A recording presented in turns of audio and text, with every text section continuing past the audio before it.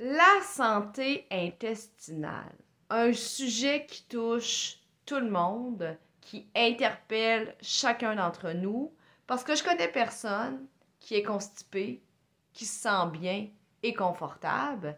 Mais c'est quoi le lien aujourd'hui de parler de constipation versus mon sujet chouchou qui est le diabète de type 2? Il y en a un et il est important. Es-tu capable de le deviner? Si oui, marque-moi-le en commentaire. Sinon, c'est pas plus grave que ça. On parle aujourd'hui du lien entre la constipation, le prédiabète ou le diabète de type 2. C'est parti.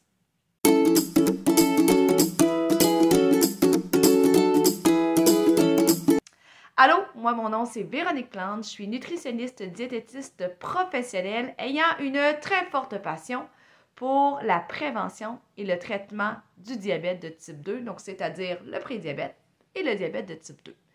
J'ai commencé avec cet intérêt-là, j'étais encore aux études universitaires aux alentours des années 2000. J'ai fait des stages en diabète et depuis, j'ai toujours eu la piqûre et j'ai jamais cessé de travailler avec ces maladies-là. Aujourd'hui, on parle de constipation, diabète.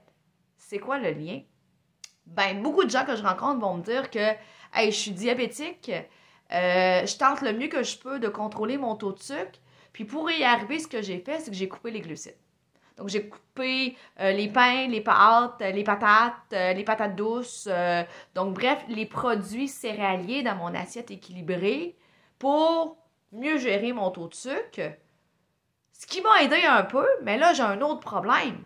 C'est que je suis constipée depuis que je fais ça. Je suis obligée de prendre des laxatifs à tous les jours, du jus de pruneau régulièrement. Là, je suis un petit peu mal pris. Comment je gère ça? Et si je vous disais que c'est ça le problème, justement, d'avoir coupé les produits céréaliers. Parce que lorsqu'on coupe cette part-là de l'assiette équilibrée, on va enlever quand même une part importante de fibres dans notre alimentation. Les fibres, c'est ça qui va faire que les selles se forment, que les selles ont un transit dit normal. Oui, il y a l'eau qui est importante. D'ailleurs, j'ai déjà parlé de l'importance de l'eau sur ma chaîne. Je te laisse le lien ici. Mais même si tu bois plus d'eau, mais que tu ne manges pas suffisamment de fibres, bien, la matière fécale, le caca, en d'autres termes, ne peut pas se créer. Tu n'es pas convaincu de ce que j'avance? Faisons un exemple concret. Des fois, des mots et des chiffres, c'est fait peur.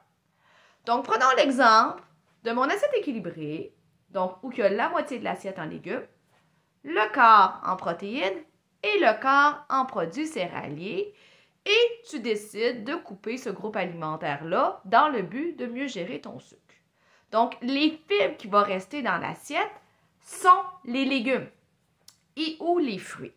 Dans les protéines, il n'y en a pas ou très peu, à part si tu es végétalien et que tu consommes énormément de légumineuses. Donc, tu appliques les principes de l'assiette qui est la moitié de l'assiette en légumes. La moitié de l'assiette en légumes va donner aux alentours, approximativement, autour de 6 à 8 grammes de fibres. Donc, si tu fais ça au dîner et au souper, 2 fois par jour, ça veut dire, prenons une moyenne de 8, tu vas être à 16 grammes de fibres dans ta journée. Et qu'est-ce qu'il faut savoir? C'est qu'une femme a besoin minimum de 25 grammes de fibres par jour et un homme autour de 30 à 35 grammes minimalement. Donc oui, tu prends des fibres. Oui, tu prends de l'eau. Mais est-ce que tu en prends suffisamment pour avoir un transit adéquat? Non. Et là, j'ai été très généreuse ici. Parce que ce que je vois dans la clinique, ce qu'on voit en recherche, ce qu'on voit au niveau des statistiques de santé publique, c'est que la moyenne canadienne, en termes de consommation de fibres, c'est 10 grammes par jour. Donc, ça veut dire qu'une grande majorité des gens ne consomment pas des fruits et des légumes à tous les repas.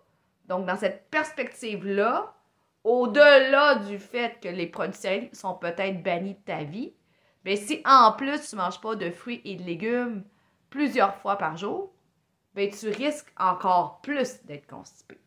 À l'inverse, si tu appliques l'assiette équilibrée, qui inclut le quart de produits céréaliers à grains entiers, et là, si on reprend le même exemple que tantôt, tu prends la moitié de l'assiette en légumes au dîner, la moitié de l'assiette en légumes au souper, on arrivait autour de 14, 15, 16 tantôt, et là, on rajoute les grains entiers. Donc, chaque grain entier donne en moyenne un 6 grammes de fibres. Ben là, oh, on rajoute 6 grammes au dîner, on rajoute 6 grammes au souper. On atteint les recommandations pour les femmes et pratiquement pour les hommes aussi. Tout ça parce qu'on a respecté l'équilibre de l'assiette. Et ces mêmes fibres-là qu'on vient rajouter avec nos grains entiers, que ce soit du riz sauvage, du quinoa, du riz à grains longs, des pâtes alimentaires de blé entier, de l'orge, ben ces mêmes fibres-là aussi sont reconnues pour faire mieux gérer ton taux de sucre. Donc, on règle un problème, on en règle deux en fait. On aide à mieux gérer ton taux de sucre par les fibres présentes dans les grains entiers. Et on aide à la santé intestinale aussi. Donc, le quotidien se porte beaucoup mieux.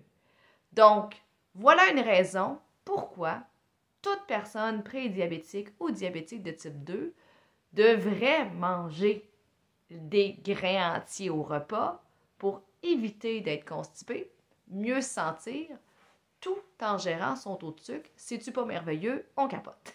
Donc, comme à l'habitude, j'espère que t'aimes, t'apprécies, partage, commente. Gêne-toi pas à profuser cette vidéo-là si tu penses qu'elle pourrait aider d'autres personnes. Et n'oublie pas, le plus important, de t'abonner à ma chaîne YouTube. Et dernier petit détail, télécharge mon menu gratuit qui est juste en dessous de la vidéo, qui va te donner plein d'idées de comment intégrer des fibres en quantité suffisante pour bien gérer ton taux de sucre puis bien gérer ta santé intestinale. Donc, on se revoit mardi prochain, comme à l'habitude. Bye.